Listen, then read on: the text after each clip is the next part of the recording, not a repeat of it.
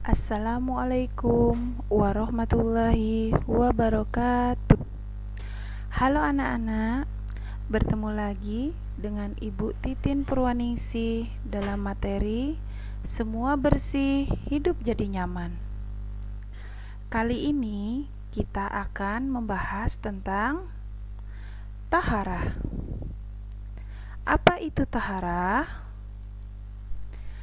Taharah menurut bahasa artinya bersuci atau bersih. Sedangkan menurut istilah syara, taharah artinya suci dari najis dan hadas. Taharah terbagi menjadi dua hal, yaitu taharah dari najis dan taharah dari hadas. Taharah dari najis. Najis adalah kotoran yang menjadi sebab terhalangnya seseorang untuk beribadah kepada Allah Subhanahu wa Ta'ala. Ada 3 macam najis, yaitu najis muhafafah, najis mutawasitah, dan najis mughalazah. Najis muhafafah.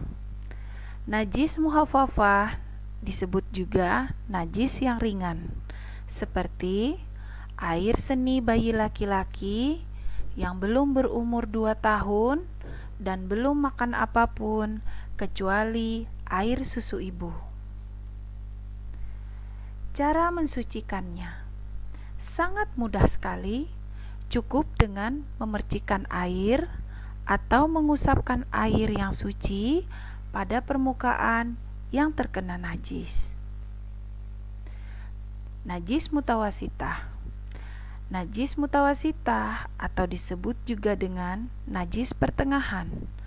Contoh najis ini adalah darah, nanah, air seni, tinja, dan bangkai binatang. Najis jenis ini ada 2 macam, yaitu najis hukmiyah. Najis hukmiyah diyakini adanya, tetapi tidak nyata wujudnya atau zatnya, bau, dan juga rasanya. Cara mensucikannya adalah cukup dengan mengalirkan air pada benda yang terkena najis. Berikutnya, najis ainiyah. Najis yang tampak wujudnya dan bisa diketahui melalui bau maupun rasanya. Cara mensucikannya adalah dengan menghilangkan zat, rasa, warna, dan baunya dengan menggunakan air yang suci. Najis mughalazah. Najis mughalazah disebut juga dengan najis yang berat. Najis ini bersumber dari anjing dan babi. Cara mensucikannya melalui beberapa tahap, yaitu dengan membasuh sebanyak 7 kali. 1 kali diantaranya menggunakan air yang dicampur dengan tanah. Berikutnya, taharah dari hadas. Hadas adalah keadaan tidak suci pada diri seorang muslim yang menyebabkan ia tidak boleh sholat, tawaf, menyentuh Al-Quran, dan membaca Al-Quran. Hadas terbagi menjadi 2 macam, yaitu hadas kecil dan juga hadas besar. Sebab berlakunya hadas kecil. Yang pertama, bersentuhan kulit antara laki-laki dan perempuan yang bukan muhrim. Yang kedua, hilang akal. Ketiga, keluar sesuatu dari kemaluan. Keempat, menyentuh kemaluan dengan telapak tangan. Cara mensucikan hadas kecil.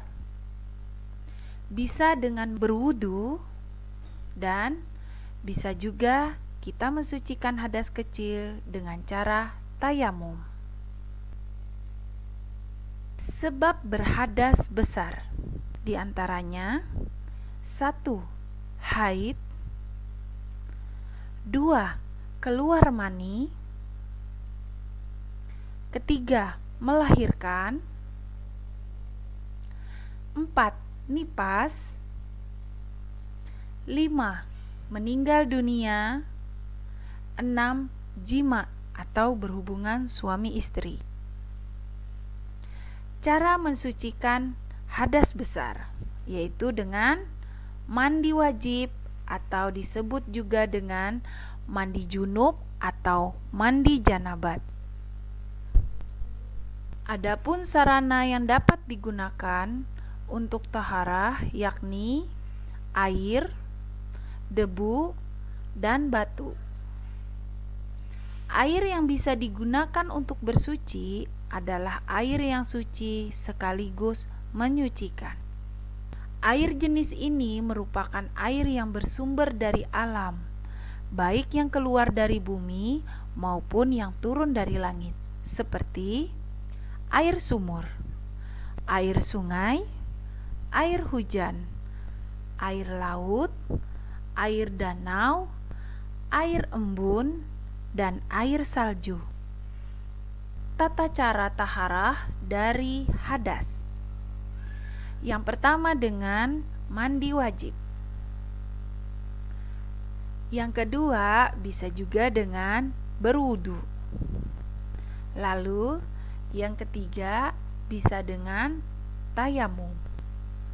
Kita masuk ke mandi wajib. Mandi wajib adalah mandi untuk menghilangkan hadas besar. Sering disebut juga mandi janabat atau mandi junub.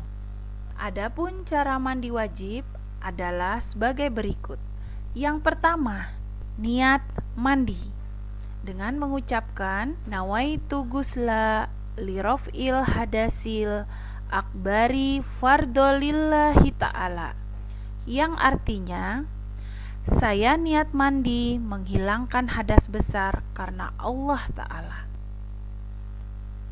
Yang kedua, menghilangkan najis apabila terdapat di badan seperti bekas tetesan darah. Yang ketiga, membasahi seluruh tubuh mulai dari ujung rambut sampai ujung kaki. Pada saat mandi wajib, kita juga disunahkan untuk membaca basmalah, menyuci kedua tangan sebelum dimasukkan ke dalam bejana, berwudu terlebih dahulu, mendahulukan yang kanan daripada yang kiri, dan menggosok seluruh tubuh kita. Berikutnya adalah wudu. Wudu adalah cara bersuci untuk menghilangkan hadas kecil. Adapun tata cara wudu adalah sebagai berikut. Yang pertama, niat dengan membaca nawaitul wudu'a lirafil hadasil asgori fardolillahi ta'ala, yang artinya saya niat wudu menghilangkan hadas kecil karena Allah Ta'ala. Yang kedua, disunahkan mencuci kedua telapak tangan, berkumur-kumur, dan membersihkan lubang hidung. Yang ketiga, membasuh muka. Yang keempat, membasuh kedua tangan sampai dengan siku. Yang kelima, mengusap kepala. Yang keenam, disunahkan membasuh telinga. Yang ketujuh, membasuh kaki sampai mata kaki. Yang kedelapan, tertib atau dilakukan secara berurutan. 9. Berdoa setelah melaksanakan wudu. Tayamum. Tayamum adalah pengganti wudu atau mandi wajib. Tayamum dilakukan dengan menggunakan sarana debu yang suci. Debu ini digunakan sebagai pengganti air. Cara ini boleh dilakukan jika pertama, tidak ada air dan telah berusaha mencarinya. Kedua, berhalangan menggunakan air dikarenakan sakit. Ketiga, telah masuk waktu sholat. Cara bertayamum adalah sebagai berikut. Yang pertama, niat. Dengan mengucapkan nawaitu tayamuma listibahati sholati fardhu lillahi ta'ala. Artinya, aku niat bertayamum untuk dapat mengerjakan sholat karena Allah Ta'ala. 2. Mengusap muka dengan tanah atau debu yang suci.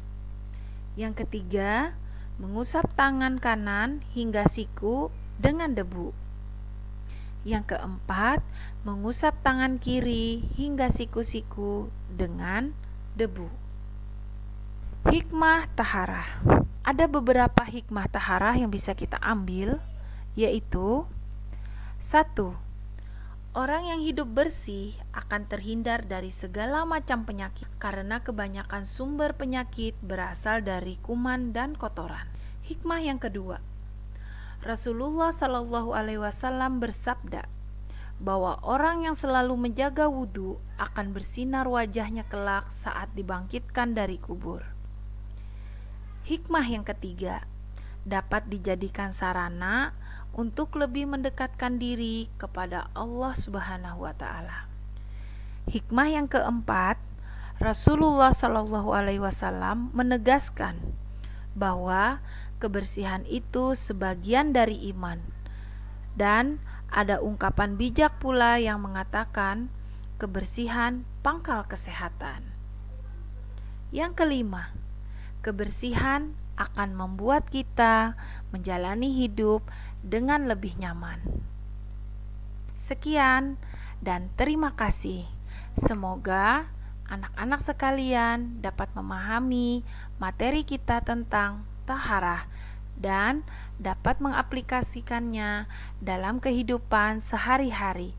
Ingat, bersih itu sehat. Ibu ucapkan wassalamualaikum warahmatullahi wabarakatuh.